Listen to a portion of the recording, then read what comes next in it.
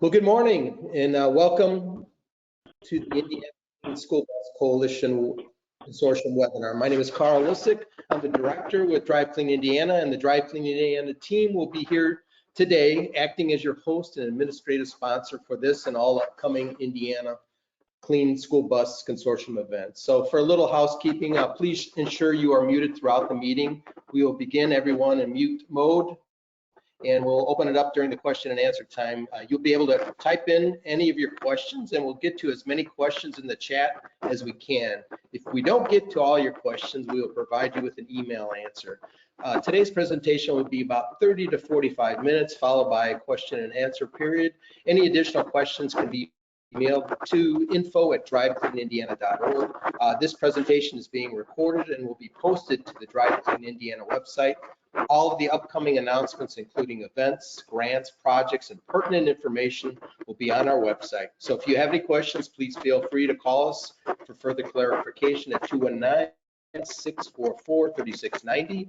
And the Indiana Clean School Bus Consortium is a collaboration of federal, state, and local agencies and concerned citizens, along with communities, nonprofit organizations, and private companies, all working together to make a visible difference in our communities by reducing exposure to emissions for school bus, diesel engines, and equipment.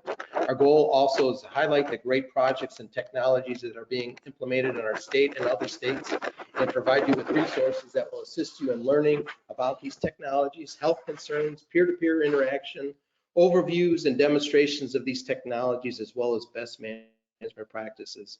We want to understand what information you would like to learn about, and we will create upcoming webinars based on the feedback we receive from you. So our goal is to be your state one-stop shop for everything school buses in our great state. And today we have a great webinar.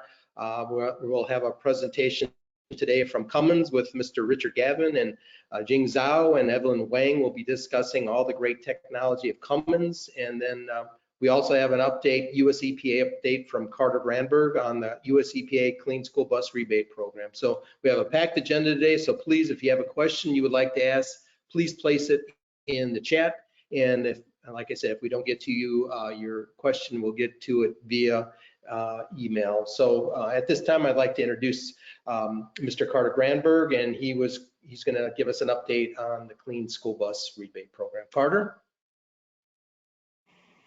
Thank you very much, Carl. Oh, perfect.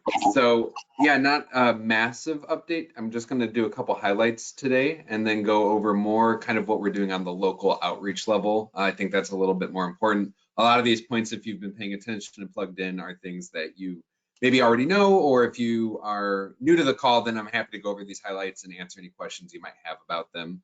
But just from the top, few quick highlights.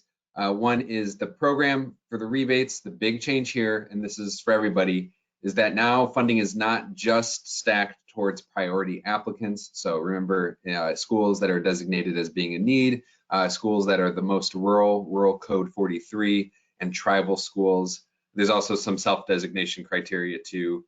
But before, we saw in the last round of rebates, those were really the only schools that were getting funding. This round of funding, there's money set aside for non-priority schools. So everybody is fair game.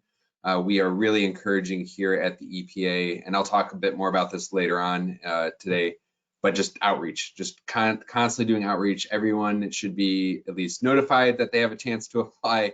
If you are in charge of outreach or have the ability to outreach to schools, we are really plugging that and encouraging our kind of partners across states to do that outreach alongside with us. We're doing quite a bit of outreach, and I'll get into that in a bit, doing email blasts, phone calls to schools, hosting different meetings, things like that. So we encourage you to do the same. Everyone's fair game, and at the end of the day, it's really a numbers game. The more applications we get in, the better shot Indiana as a state has at getting some money. So let's jump ahead. Not going to go over every bullet point on here, but I just wanted it up in case you want to look at it. This is something we've talked a little bit more about internally, is this IRS tax credit. So the program, the rebate program itself doesn't really have any direct tie-ins with the tax credit.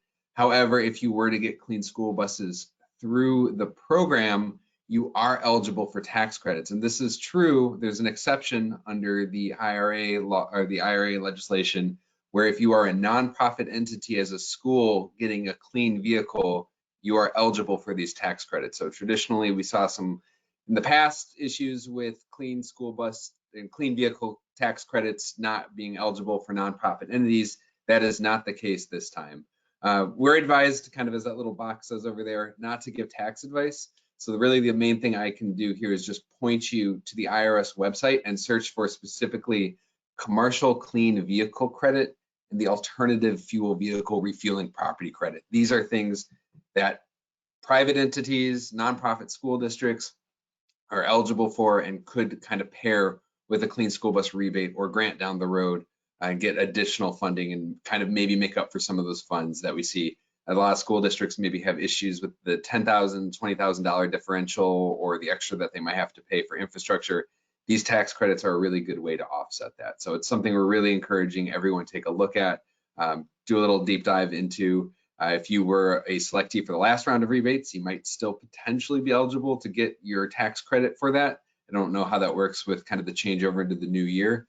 Again, like that box says, not really eligible to be giving tax advice, but would recommend looking into it. So please, please, please check that out. I want to make sure you guys and anyone interested is getting the maximum amount of free money that they can. Next slide, please. Just general steps, how to apply. Again, this is just overview of old information. We have this Clean School Bus website. You're going to make sure, and this is kind of the big hurdle that we saw with the last round of rebates, make sure you are registered with sam.gov and make sure your registration is current. We saw some people even who got all the way to the end, they got their rebates ready to go, they were about to get their funding sent to them, and their sam.gov wasn't up to date, and they had to wait quite a while until that was all processed and went through. So if you are interested, if you're already applying, double check that, make sure it's current. Then you're going to complete your application form, any supplemental applicant forms, and you are going to submit that application package, which again, reminder to everyone is due at the end of this month. So big final push here in the last couple of weeks, trying to get as many people applying as we can. If there are any questions about the application process, I know I'm doing kind of a quick overview. I've talked about this before, but if you're new to the call, please put in the chat. Happy to deep dive on any of these topics. Next slide, please. Again, just important overview dates. The real big one here that we should be looking out for is January 31st. That's the close for the rebate program.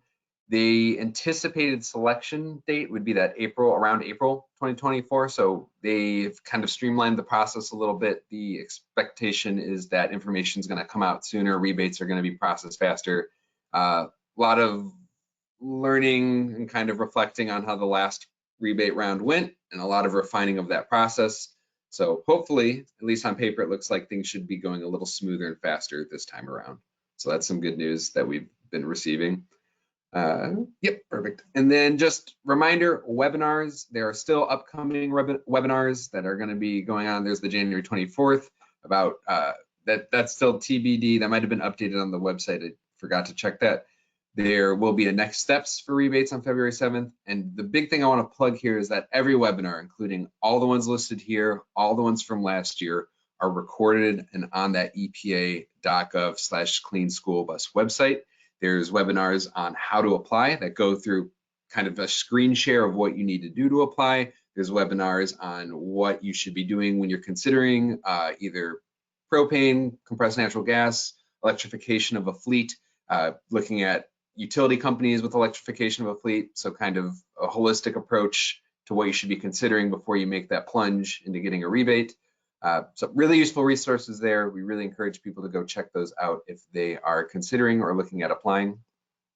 Next slide, please. So like I said, this is really the meat of what I wanted to talk about today is just this slide with a few bullets on it is this outreach. We are kind of in the final 2 weeks here of applications. On our end of things, we have begun doing phone calls. So I have personally been doing phone calls to priority school districts in Indiana. Fortunately, we're a little just time and resources and people, we don't have the ability to call every single school district in Indiana. And that's where we're kind of reaching out to our state coalitions. If you we're not asking you necessarily to do phone calls. If you have the time and are willing to do them, that'd be awesome. But if you in your own capacity have the ability to send email notifications, pass along information, I know we've already worked with Carl, we've already worked with other partners. I'm kind of providing templated language and informational flyers to send out and pass along to people. If other people are interested in doing that, that's something I'd be more than happy to provide resources, partner up with, talk to you about. We want to make sure we're getting as much notification out there as we can. We don't have exact numbers, but we are seeing, and I don't know, this is something that's been told to us and it hasn't been told not to spread around, so I'm going to just kind of say it here in the call. It seems like numbers for this round of rebates for applications are overall across the country lower than the last round of rebates. So this is a numbers game, and with that said, the more applications we have, and if you apply, you, at least statistically this time, have a better chance of getting a rebate and getting selected for one. So it's kind of in your favor to apply. It's in your favor to get more Indiana contacts. If you are a third party or if you're a nonprofit looking to get Indiana school districts on board and applying, it's kind of good news that there's less numbers overall. So the more that we can reach out and do the numbers game, the better chance we have as a state. So a lot of, get off my soapbox about outreach there, but if you have any feedback, if you want to partner up, if you have questions, if you want scripts, resources, again, please email me, cranberg.carter@epa.gov. I'd be happy to work with you. I'm going to continue to do phone calls throughout the rest of the month up until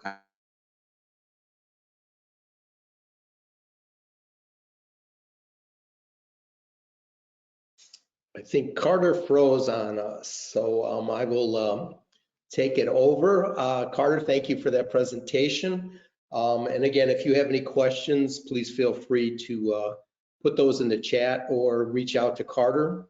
And if you have any information that you're requesting from Indiana that you need some assistance on, please feel free to reach out to our program manager, Ryan Lissick at drivecleanindiana.org. So with that, why don't we move on to our next presenter? Oh, hey, Tony. I'm also to add, Carter said everything as good or if not better than I could say it. I'm around too if folks have questions. I can answer them too. I'm Carter's colleague. So thank you, Tony. I think everybody knows Tony. So let's move on, and I'd like to present our next presenters, Mr. Richard Gavin, and Jing Zhao and Evelyn Wang from Cummins. So Richard, if you'd like to take it over, thank you very much for being on the webinar today. Hey, appreciate it, Carl. And thanks greatly, Dan Carter. Really admire the work you guys are doing with the Clean School Bus program, with the rebates and everything going on there. So happy to follow suit here, and had some audio issues, so hopefully everybody can hear me. Outside of that, want to talk about Cummins and how we're working with Drive Clean Indiana today, really focusing on this is our power as a message, you know, supporting everybody in our backyard, right? We're based out of Columbus, Indiana, and we want to make sure Indiana is a supportive nature of their destination to zero. Going to the next slide. So as everybody may be aware, and anybody from Indiana, the power of Cummins is rather large in the state. We have a century of experience, so we're over a 100-year-old company, and we have started doing a powertrain of choice approach as customers begin to transition, as partnering with groups like Drive Clean Indiana, EPA coming with their supportive networks towards a destination to zero. We have and operate out of 5 business units: engine business, power systems, components, distribution, and Accelera by Cummins, previously called the New Power business unit. Accelera and distribution unit have been working together to bring new zero emission platforms together, not only through direct OEMs, but also through our distribution channels. And we really wanted to set market focus to the applications that we support today, strongly in the school bus realm, and ensure that ecosystem supported as you guys advance and are that tip of the spear coming in towards a zero emission future. With that, we do have real world experience. We are partnered with Bluebird with our powertrains, and we are supporting that in the sales and service aspects through Cummins Distribution Set.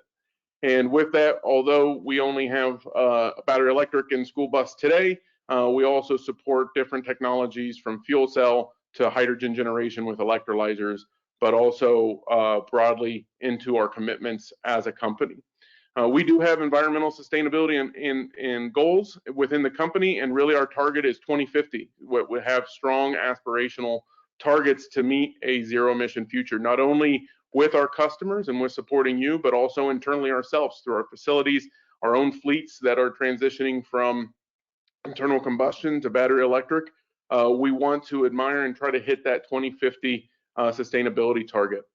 We are changing how we do produce our products as well, not only on how they are used, but how they are made. So we're trying to target about 55 million net tons of carbon emissions reduction, targets in the 50 to 25% towards that 2050 timeline. In school bus solutions, and really for school bus and moving forward, we wanted to talk about 3 different areas that we as Cummins, as well as our distribution or Cummins Sales and Service North America here based in the Indiana area, are bringing to market to support you from powertrain to infrastructure as well.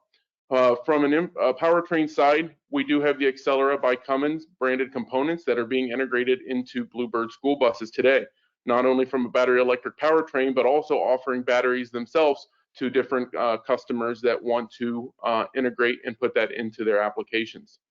Not only that, on side the battery electric, we also are supporting a fuel agnostic platform released last Valentine's last year. We are now offering a engine that operates from everything from the cylinder head up differently, but all the base engine components below stay the same. So not only will you be able to use diesel and renewable diesel, or HVO, hydrogen and vegetable oil, you will also be able to have a natural gas or propane platform, as well as in the future, a hydrogen platform in an internal combustion sense. So offering these key differences in fuel agnostic platforms along paired with battery electric gives you a choice as you begin to transition towards zero emission. And on top of that, where we sit, both myself, Eveline, and Jing, we are within the aftermarket side. So we're here to support you as you operate those school buses, from maintenance, repair, and services to bringing on-site technicians and resident technicians if you need to on-site. So we're happy to support you in any of the powertrain choices or vehicle choices, bumper to bumper, that you have. Our newest product that we just released last year to support the battery electric is our infrastructure focus. We did bring EV chargers to market. Our first one is a mobile platform. It's 50 kilowatts and really designed to be in that service garage atmosphere and or a supportive backup as you go and launch your battery electric buses into your fleets. It gives a low cost infrastructure platform as well as a smart network capability. So as you go and build your depot out or your fleet support for battery electric, this little mobile 50 can wheel around and still have that same connection point. We did want to bring a depot charger to the market, and we wanted to support you from a goal of sustainability. So we brought a Flex 180. The unique thing about this Flex 180 is it offers dynamic charging. So it allows you to hook up 3 buses to one charger, and therefore dynamically ensure that each bus reaches a state of charge in the morning for your service. As well, networked and strongly capable to support back-end services and support for you. Our newest product we're releasing this year is we are bringing level 2 AC chargers. So as we know that the cost of DC fast charging is pretty significant for those that are entering into a battery electric solution, we wanted to make sure that we had a price champion out there to support you from an aspect of giving you a up to 19 kilowatts charge rate, but also make sure that you can meet your overnight charging and a price point that is supportive. All of our level 2 chargers, like our level 3, will be digital capable, so you'll be able to monitor how your fleet is charging and how it is operating today. As we've seen over the last year of entering these EV charger products to support the complementary Accelera units going into Bluebird units and other battery electric school buses that are out there today, is a source of energy to charge these buses. With that, we have partnered with our power generation and our power systems business unit to bring on-site energy sources for you in parallel to the utility that is out there today. So Cummins, holistically, as you go and look into from fleet aspects to transition to bringing in the charger, we can also work with you and the utility companies to bring power generation and renewables with our partners, such as battery storage or fuel cell, to make sure that you're supported from a complete energy source and a resiliency background. On top of that, if you look at these distributed energy resources that come into play, you can now have an island energy source, therefore a microgrid per se, that gives you sustainability off grid to go and power, therefore reducing utility limits or constraints, giving you a load management control and a parallel source to reduce cost. And with that reduced cost, you can then optimize your bill, because with these microgrid solutions, you can create a demand charge offset, you can plan it. Everything again is smart and networked and built on how you operate. So therefore, these control mechanisms will give you the best results for energy sources in your battery electric, even if you're constrained today with utility. Next slide, please. So infrastructure at a glance, and we wanted to throw this up here if anybody has been thinking about battery electric buses and wanting to bring battery electric buses in, that it's a holistic multi-building block style approach. Not only is there overall the clean school bus rebates and local, state, or federal grant incentives, rebates and credits that are out there, you also need to focus on the 5 key areas of EV infrastructure and infrastructure at a glance. So in this, there is design, there's the equipment, there's the software, installation, and O&M service. So as you launch through your battery electric, you want to make sure that you focus in on these 5 key areas and support them. From a Cummins aspect, we can help you from a fleet transition plan. We can bring the right product to you. We can also deliver that energy resiliency through our microgrid and power gen components, as well as that digital connectivity that I've mentioned. We do have partners in construction and installation, both in the state, regional, and broadly national. And we really want to focus through our service avenues today, bring you the uptime and repair and maintenance for this infrastructure investment that you would make. So no matter where you are on your EV journey, if you've already got your buses inbound, or if you're just now starting to look at what that fleet transition could be, come talk to us at Cummins. We can bring in our infrastructure partners together and engage with you at each step to make sure you get the dependability you count on from this 100-year-old company. With this last slide that we wanted to touch base on is really how you look at power management architecture. And there's a lot of lines and a lot of pictures and a lot of items, but that just shows the level of complexity that you could get into with EV charging, and that drive the need to hit those 5 key building block areas within the EV infrastructure slide. So from a power management, we can direct through that connectivity, create the power, charge, and fleet management capability for you with us and our partners out there. So no matter if you're pulling from utility or one of the energy solutions or microgrid, all of this feeds back into a control mechanism that then can either feed into buses themselves and or back to the buildings as well, all through smart connected planning and scheduling into a cloud-based system that you can get in and monitor. So we want to thank you, and we thank Drive Clean Indiana for allowing us to present today. We want to power your EV fleet to destination zero through our charging infrastructure, our power gen solutions, as well as bring about the powertrain collective to you as you choose your choice in your transition plan. Our contact information is down there. I'm Richard Garvin. Again, Evelyn Wang and Jing Zhao are here as well as my partners. Please reach out to us if you have questions. We do have contacts to your local support team in sales and service, and we can get a meeting together with you. Again, happy to be here today and support this call and your journey. Richard, thank you so much. A lot of great information. Again, if you have any questions for Richard and his team, please feel free to ask those.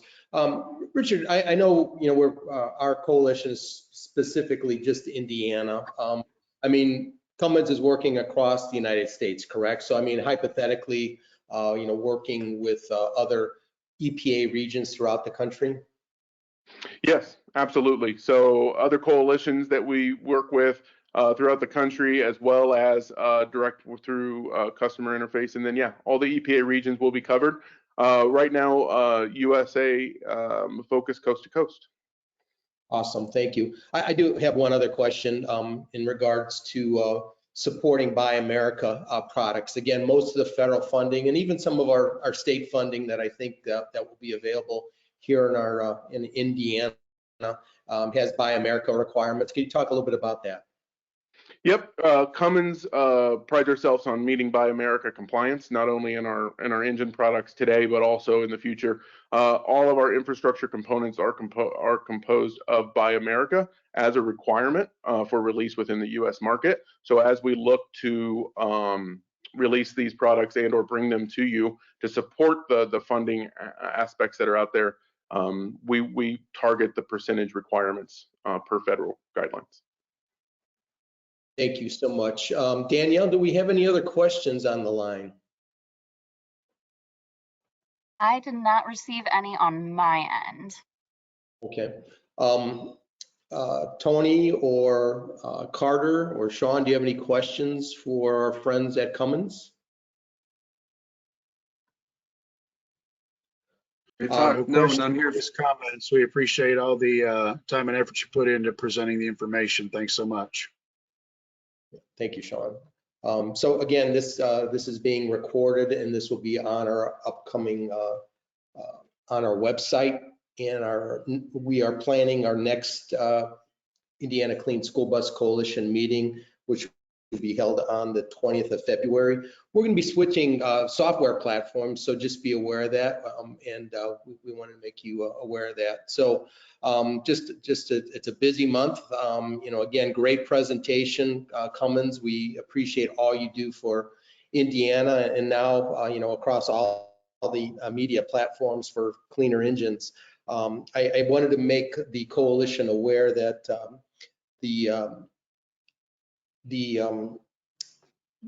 we're having a free passage to the upcoming National Truck Equipment Association show, which is held in Indianapolis, March 5th through the 8th of March. And if there's individuals, organizations on here, a lot of our fleet directors from across the state do attend this.